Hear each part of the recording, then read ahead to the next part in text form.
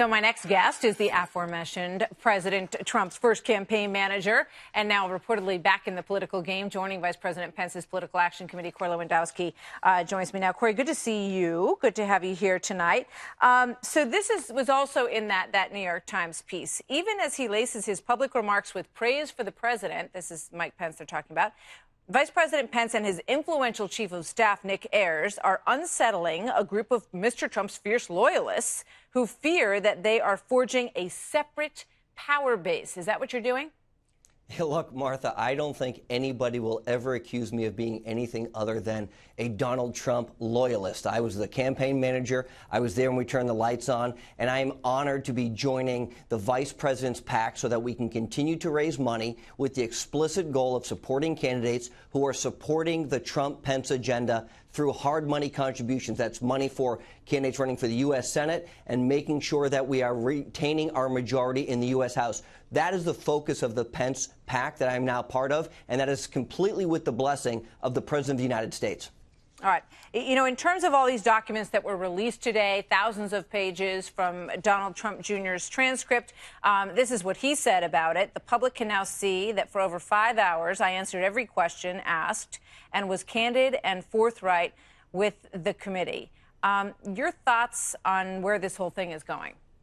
Well, I think Don Jr. is exactly right. And look, I've been very public. I've had the unfortunate privilege of sitting before the House and the Senate committees to provide testimony. I did it voluntarily. You sit there as long as they need you to make sure that you've answered every question to prove once again there was no collusion in any way, shape, or form. And that's what Don Jr. did, and that's what his testimony shows. He sat for 5 hours and answered every question that they asked, and then he finally got up and left, and now we see those answers in writing, and it shows exactly what he said. There was no collusion between the Trump campaign and any outside influencer. We're going to get into this more with John Solomon in a moment, but I want to ask you a little bit about some comments that were made by Rudy Giuliani, who's now representing the president in this matter. And here's what he said about the possibility of presidential indictment. He said they can't indict.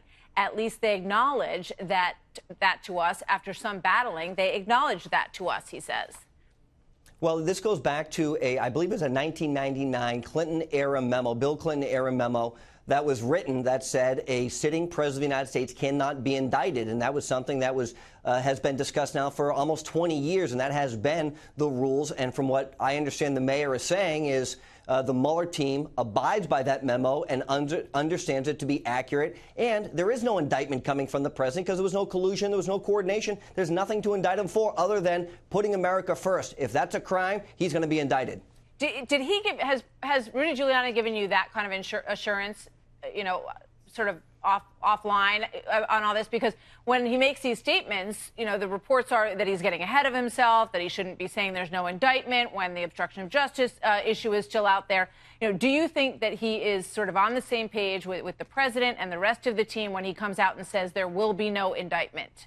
I think the mayor is exactly on the president's team. It is a different tactic, which is a much more aggressive tactic as it relates to dealing with the Mueller investigation. Tomorrow marks the 1-year anniversary of Bob Mueller being named as a special counsel to investigate this. And what we've seen in that period of time is millions of dollars wasted. No collusion by the president. We know that. No collusion by the Trump campaign. And the mayor has now said if Bob Mueller wants to talk to the president, you do it through a series of questions in a very limited fashion. That's a very reasonable request, and it doesn't seem like the Mueller team has any interest in doing that. All right, let's play this soundbite from the interview that Laura Ingraham did with Rudy Giuliani. Get a quick thought from that before we head to the break. What is your optimal timeline for this to wrap up? They should do it today. I mean, as soon as possible. I think that they have the facts from which they can write their report. If you're going to write a fair report, fine, write it. If you're going to write an unfair report, write it, and we will combat it. We're ready to rip it apart. You know, Corey, the president's former attorneys said that they felt everything was going to wrap up fairly quickly, and they are no longer in the picture. And one of the comments about that was that they were not giving the president, you know, sort of the full picture of what was going on with this investigation. Do you think that Rudy Giuliani is correct that this is wrapping up, should wrap up, and will wrap up quickly? Well, I hope it wraps up very quickly, and because the goal here of the Mueller investigation is to write a report to Congress to show if there was any collusion or cooperation or coordination, which there wasn't. But that report's going to take some time, and what we don't want to see is the politicalization of this issue any further, because we need the Mueller team to finish their interviews, to write that report to Congress so that the American people can see very clearly that the Trump campaign, of which I was a part of for a long period of time, never coordinated with any Russians. There weren't any Russians there. There was no collusion, and that's what the American people deserve to see. So I think it's incumbent on the Mueller team to finish their investigation and to get that report to Congress. All right. Thank you, Corey. Good to see you tonight.